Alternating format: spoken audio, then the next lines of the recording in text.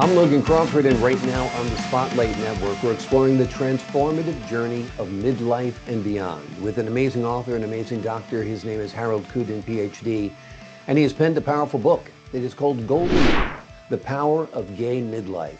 This groundbreaking book reveals how the lessons learned through the coming out process empowers gay men to navigate aging with resilience, confidence, and purpose. Whether you're part of the LGBTQ plus community or seeking insights into successful aging, this book offers valuable lessons and practical exercises for embracing midlife and thriving beyond it. We're delighted to have this very talented author join us here today on Spotlight. We thank the team for helping us put him in the spotlight today, and we ask viewers like you to support authors like him by subscribing to our channel and by purchasing his amazing book. The links are below the interview. Doctor, great to see you here today on Spotlight. Thank you. Is aging for gay men different than straight men or other members of the spectrum? Yes, it is different because our socialization is very different. Hmm.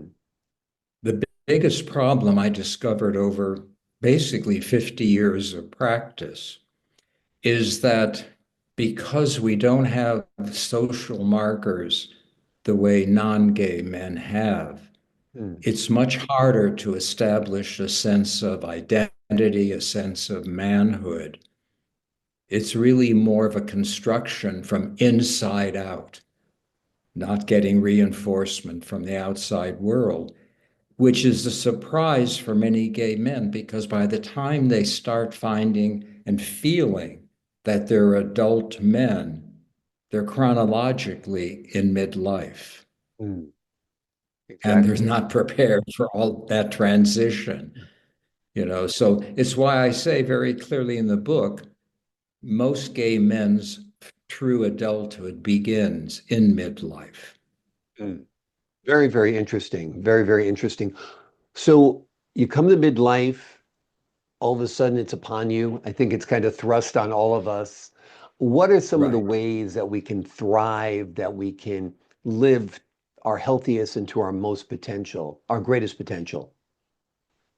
Well, that really gets back to why I wrote the book, because the beginning began in grid, even before AIDS. And I saw so many gay men that I knew and worked with were more afraid of growing old than they were of dying. Mm. And I saw many who gave up just simply by either turning their entire medical regime, everything over to experimental or to other people. And I have actually had men verbalize to me that they were more frightened of getting old as a gay man than of dying. And so I started looking at the coming out process and seeing that we actually learned some skills in it. The three things that I identified is that first is the whole issue of self-acceptance, of seeing that that's who you are, taking the risk that you'll be losing the support of the world that you knew, and then looking outward to finding peers who accept you, and then also then thirdly, having a sense of a positive future. Mm. And though many men get that when they're coming out, they don't realize those are skills that continue through their life. So in midlife, they can use the same skills as well as non-gay. Because right now I'm dealing with groups of non-gay men who are dealing with aging. And they're finding the same difficulty because they're having to sort of let go of the groups that they knew and look to a new group of men who can support who they are. Ain't easy getting old, but it beats the alternative, right? That's what I like to say, which is not getting old, and we know that's impossible. It means you've passed. Um, what are some of the tips or advice you give to men in the book to embrace as part of their life and to live their healthiest life? Okay, one important concept is the idea of self-esteem. Everyone talks about, oh, I want to build my self-esteem. And they go about it trying to think positively themselves. But what they don't realize is that usually it's not an issue of self-esteem. It's what I call other esteem. They take on other people's ideas about who they are, whether it be parents, society. And so it's hard to build a positive sense of yourself when you're still hearing the other voices of other people.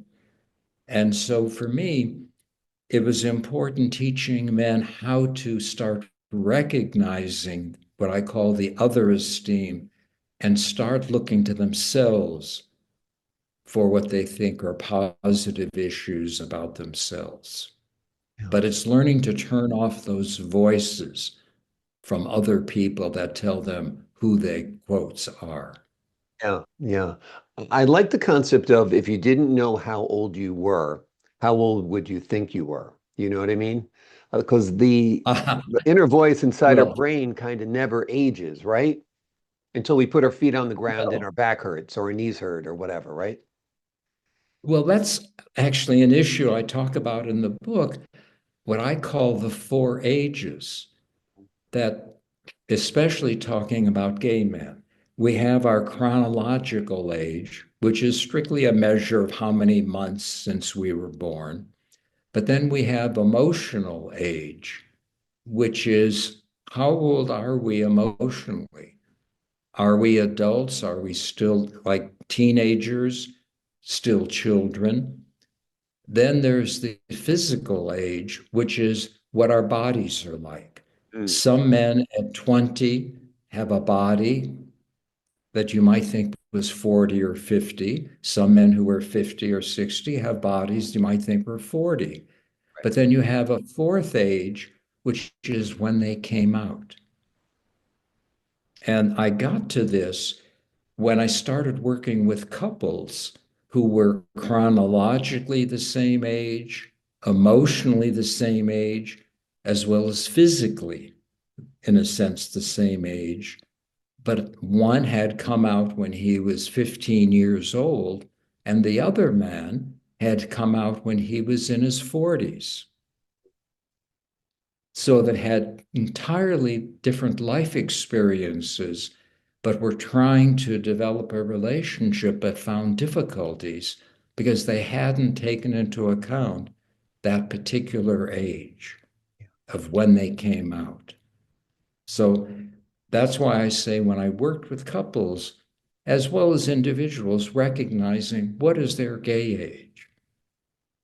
You know, Interesting. you can be a 50-year-old man in good health, good emotionality, but if you've just come out, you're going to have a different life experience than someone much younger in coming out. Fascinating. I think society has improved for gays and the whole LGBTQ plus community over the last several decades. Um, I would imagine your book was first published around 2000, that your message has evolved as well, because I think the community and society is much more accepting, although there are pockets of hate here and there, right? Right. Well, the book actually um, came out in 2000, Mm. but I republished it in 2022. The original book is still the same, intact, but what I've added to it is a new introduction, taking into account the changes in the world since 2000, as well as the changes in my life since 2000. Yeah, which is But wonderful. I'm sorry. the point I was trying to make was that what I discovered after I published the book, in the first edition, I was very adamant that this can only apply to white gay men, because that was the base that I spoke from. That was my experience. And I said, if anyone else, non-gay, women, Black, if they find that's useful, well, that's for them, but I could not say it. Mm. Well, since the book came out, a lot of feedback came to me from people saying, this book applies to me too. And so I wrote the new introduction saying, this does apply. I mean, part of it I learned from it. My husband is a Black man. We met in 2001. And he read it, many of his friends read it and said, hey, this applies to me too.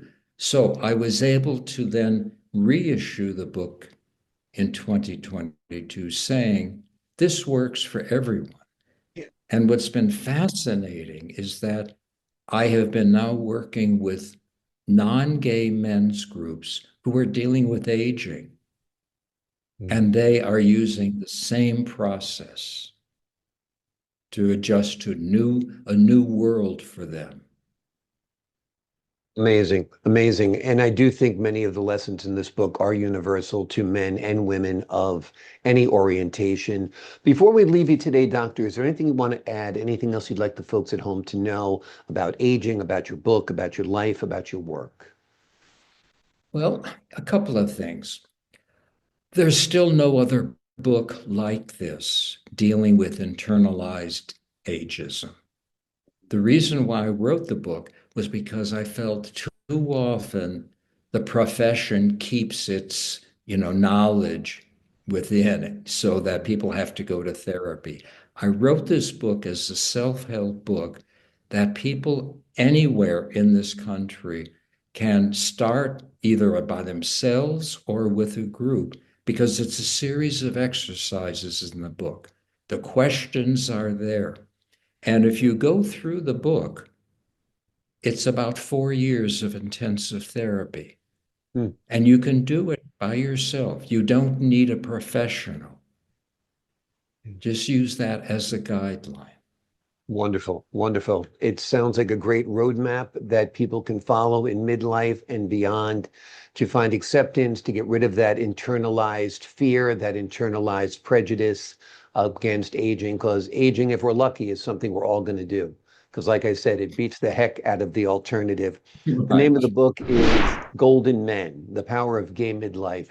It is a groundbreaking book that reveals how lessons learned through the coming out process empower gay men to navigate aging with resilience, confidence, and purpose. As the doctor said, it's a one of its kind, and it'll help gay men, of course. It'll help straight men and women too. It's a fascinating read. Yes. You will thoroughly enjoy it. Doctor, thank you so much for joining me here today on Spotlight. Thank you for having me. I'm glad to get the message out there. Glad to help get that message out. I appreciate your time today.